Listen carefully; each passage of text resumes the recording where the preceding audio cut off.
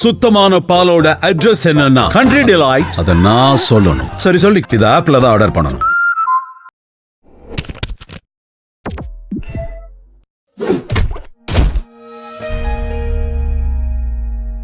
தனக்கென்று ஒரு அறையில் இருக்கும் இளைய சகோதரனான பிஞ்சு சிறுவன் படித்துக் கொண்டிருக்கையில் அவனை நோக்கி ஒரு ஆபத்து வந்து கொண்டிருக்கிறது. ஆபத்து தன்னை சூழ்ந்ததை அறியாதவன் சற்று நேரம் கழித்து உணர்ந்தான்.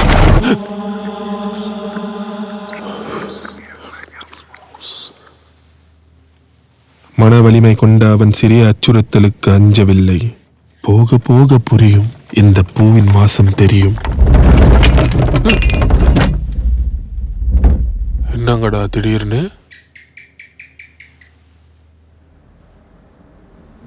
பூ உதிர்ந்தது, அறை அதிர்ந்தது, கதவோரம் ஒரு கால் தடமும் பதிந்தது.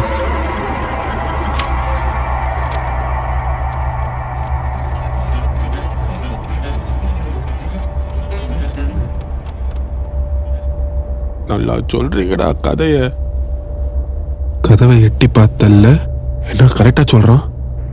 அதான் அப்போவே சொன்னல, கதையில வர சம்பவங்கள் நிஜத்துல நடந்திருந்தா மேற்கொண்டு தொடரக்கூடாதுன்னு. பரவாயில்ல, இப்போ இதை நிறுத்திடலாம். 10, 9, 8, 7, 6, 5, 4, 3, 2, 1.